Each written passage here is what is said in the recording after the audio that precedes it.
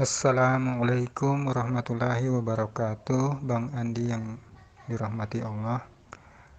Eh, Begini Bang, sebelum mengenal channel Bang Andi, saya sudah ada beberapa kali melakukan zikir, dan zikirnya juga Hu Allah.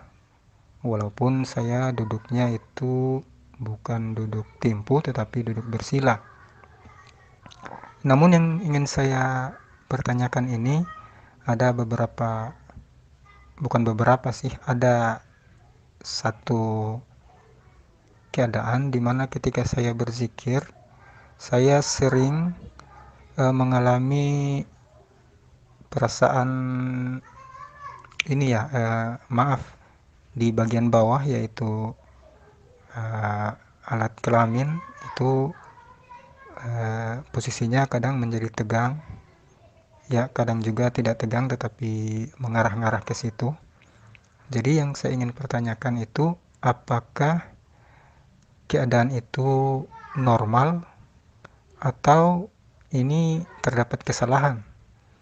Jadi mohon jawabannya, Bang. Itu saja. Terima kasih. Assalamualaikum warahmatullahi wabarakatuh. Waalaikumsalam warahmatullahi wabarakatuh. Ini dengan Pak siapa ini? Coba kenalan dulu. Habis itu ceritanya Pak, coba lebih jelas lagi. Apa? Tongkatnya bangun itu ketika ngapain? Ketika zikir kah? Waktu kita lagi berzikir atau bagaimana? Coba ceritain jelas lah. Ya, saya tunggu. Oh iya, maaf Bang, belum perkenalan. Nama saya Anas. Saya tinggal di Sulawesi Tenggara. Ya, jadi tongkat itu posisi bangun ketika sedang berzikir. Ya, eh, saat itu dalam berzikir saya eh, mencoba untuk, ini versi saya, mencoba ingin melupakan jasad, ceritanya begitu ya. Jadi hanya ingin Allah saja, tapi rupanya kejadiannya seperti itu. Jadi saya juga bingung untuk mencari tahu apa kejadian apa seperti ini sebenarnya. Nah, setelah itu saya langsung berhenti. Nah, kemudian hari-hari lainnya saya coba lagi. Ya, kadang juga muncul seperti itu, kadang juga tidak. Jadi uh, itu dulu Bang, mungkin sudah bisa ditangkap. Kalau masih ada yang perlu ditambah, nanti saya lanjutkan lagi. Terima kasih. Oke, kita lanjut diskusinya. Menarik ini. Jadi itu tongkatnya itu ketika bangun apa yang dirasakan? Ada nggak kita pikiran kita membayangkan sesuatu entah kemana-mana, atau pikiran kita, kesadaran kita hanya mengarah kepada zikir saja, tiba-tiba itu bangun sendiri? Seperti apa? Coba suasana rasanya itu coba dijelaskan apa yang dirasakan. Saat itu saya hanya fokus pada tarikan napas yang dibarengi hu aulah hu aulah. Nah, untuk pikiran yang lain tidak ada. Kalaupun ada yang muncul sebersit sekilas-sekilas, saya insya Allah coba untuk menghilangkan dan tetap menjaga jalur untuk tetap fokus. Ya, jadi apa yang saya nampak belum bisa saya katakan karena memang tidak ada yang saya nampak, terus kosong. Kosong juga bukan karena apa ya, intinya saya tidak mau mengingat yang lain, saya hanya fokus saja kepada tujuan. Eh, Begitu saja untuk sementara, jadi tidak ada yang saya pikirkan dan saya berusaha mati-matian untuk menutup pikiran dan berusaha menghidupkan hati.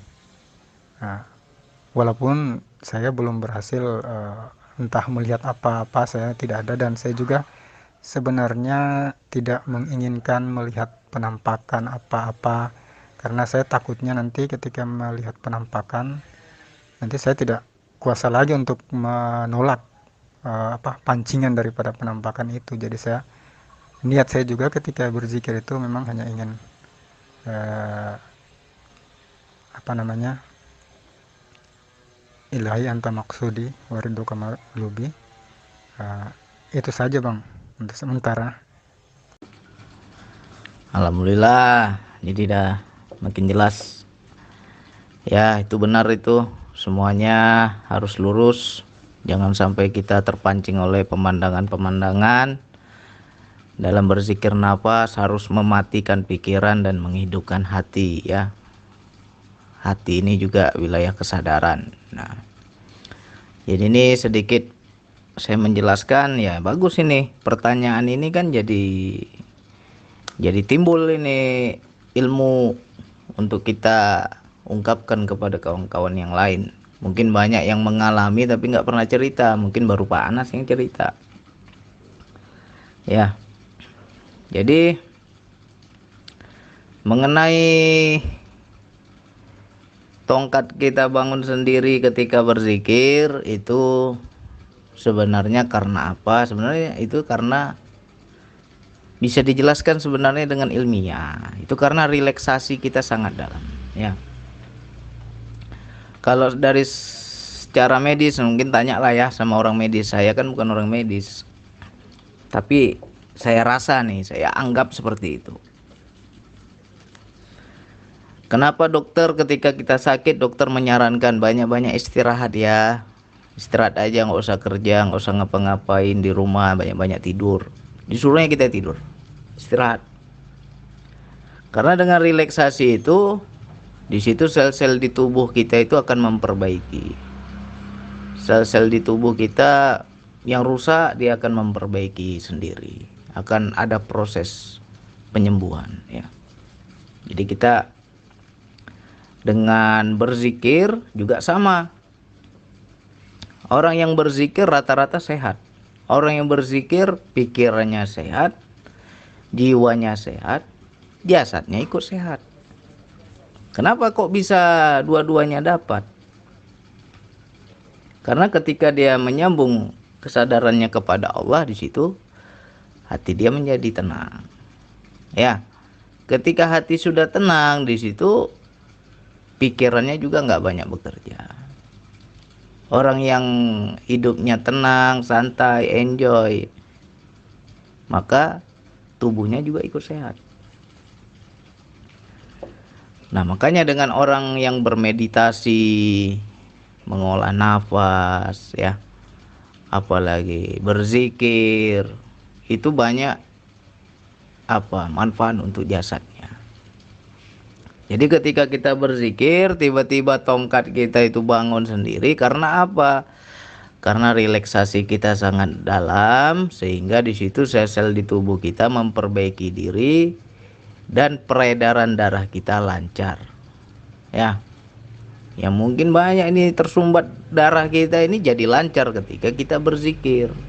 Nah, disitulah ketika peredaran darah lancar, ya tongkat kita itu bangun ya. Tapi di situ kita tidak ada rasa syahwat, tiba-tiba bangun sendiri dia. Nah, bagi orang yang nggak paham, bingung, kenapa nih bang, kok bisa bangun sendiri, apa dibelai-belai jin ini bang? Ya kan, jangan kita berpikiran ke sana. Kalau niat kita betul karena Allah, tujuan kita ke Allah, ya insya Allah nggak ada masalah ya.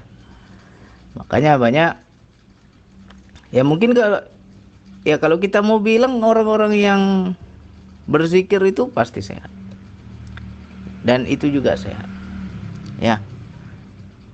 Ini kalau kita kasih tahu mungkin orang cari ini pasti ya. Jadi apalagi manfaat ya, kalau duduk bersila saya kurang tahu ya, kebanyakan teman-teman bercerita ketika mengamalkan zikir nafas mereka punya penyakit ambeien. dan dia sering duduk timpu, di situ ambayannya sembuh tanpa berobat. Nggak ada berobat, nggak ada dioperasi, nggak ada di gimana-gimana, sembuh. Buktikan bagi teman-teman yang punya penyakit ambayan. Ya. Jadi banyak manfaat dalam berzikir. Yang jelas di situ relaksasi, pentingnya itu relaksasi. Untuk orang sembuh, apapun penyakit kita, kalau relaksasinya dalam, pasti sel-sel di tubuh kita akan cepat bekerja untuk penyembuhan. Makanya kita harus istilahnya rutin lah mengolah spiritual kita, mengolah zikir kita, meditasi kita, karena di situ sangat baik untuk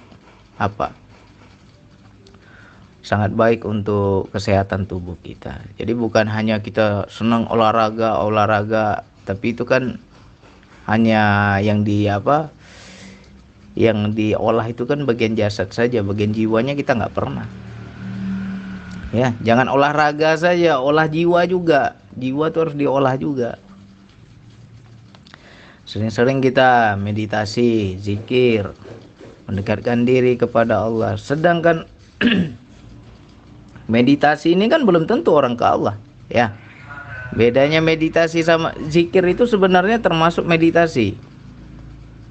Sedangkan zikir belum bisa dibilang meditasi. Gimana tuh antara beda zikir dan meditasi? Kalau meditasi rata-rata orang hanya mengolah nafas untuk kesehatan raganya. Ya. Tapi kalau kita zikir ini untuk hubungan kita ke Allah. Tapi kita nggak minta raga kita, jasad kita gimana-gimana, tapi di situ akan dapat juga kesehatan. Makanya kalau kita ada satu titik, tapi ini nggak semua orang bisa memahami. Ada satu titik, kalau kita bilang klimaks, ya. Kalau kita klimaks dalam syahwat itu ketika kita merasakan orgasme kan, itu udah nikmat kali kita bilang. Tapi ketika orang berzikir dia merasakan klimaks yang lebih daripada itu. Makanya bagi orang-orang yang merasakan itu pasti akan ketagihan. Bahkan banyak dari sebagian kawan-kawan ya ini jadi berpengaruh juga. Istrinya minta jatah nggak mau dia ladeni, dia lebih senang zikir. Karena apa? Lebih nikmat zikir, ya. Daripada bersetubuh itu lebih nikmat zikir. Makanya itu juga nggak bagus kalau kita udah berkeluarga, ya harus seimbang lah. Jangan gila ke langit aja. Harus seimbang, harus normal, ya. Nah, bagi orang yang sudah merasakan klimaks tadi itu, di situ dia akan rawan menjadi gila. Gila apa bang? Gila zikir, karena dia sudah rasakan kenikmatan yang luar biasa. Ya. Nah, di situ kita ya nggak bisa diceritakan lah wilayah ini. Nah, jadi kalau memang Pak Anas sering terjadi seperti itu, ya kita positive thinking aja, prasangka baik saja, anggap saja diri kita sehat, peredaran darah kita lancar, sehingga di situ dia bangun, gitu aja, ya. Jadi jangan kita berpikiran yang negatif, kita kait-kaitkan pula dengan jin, hantu blau, jangan ada kita arahnya ke sana. Kalau udah arah kita ke zikir ya zikir, arah kita ke Allah ya sudah Allah saja. Jadi jangan kita beranggapan yang aneh-aneh, ya. Itu sehat, relaksasinya dapat karena kita relaksasi kita dalam, sel-sel di tubuh kita memperbaiki diri, habis itu peredaran darah juga lancar, insya Allah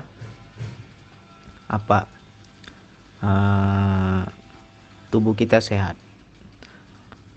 Insya Allah orang-orang yang selalu berzikir itu jauh dari penyakit stroke. Kenapa Bang Andi bisa yakin? Karena dia nggak berpikir. Orang berzikir nafas itu jarang terlalu memakai pikiran. Dia lebih memakai kesadaran.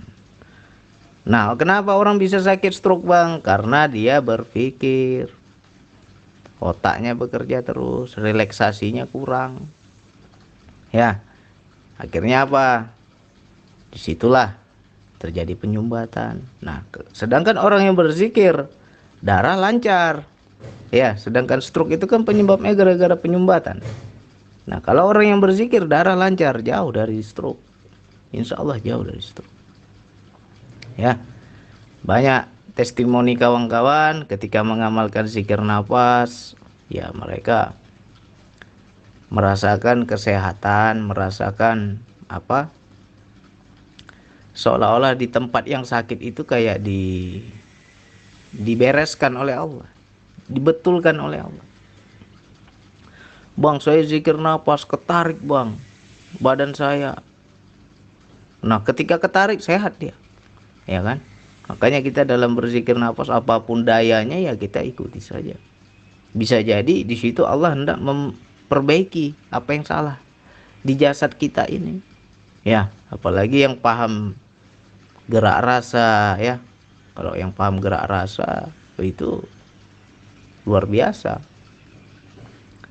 Sampai tangannya memijit sendiri di daerah yang sakit. Kayak ada yang menggerakkan. Ya, jadi ini semoga menjadi penyemangat juga untuk kawan-kawan yang lain. Apapun yang kita alami setelah mengamalkan zikir, banyak-banyak prasangka baik. Ambil yang positif saja, ya. Jangan kita pikiran yang enggak.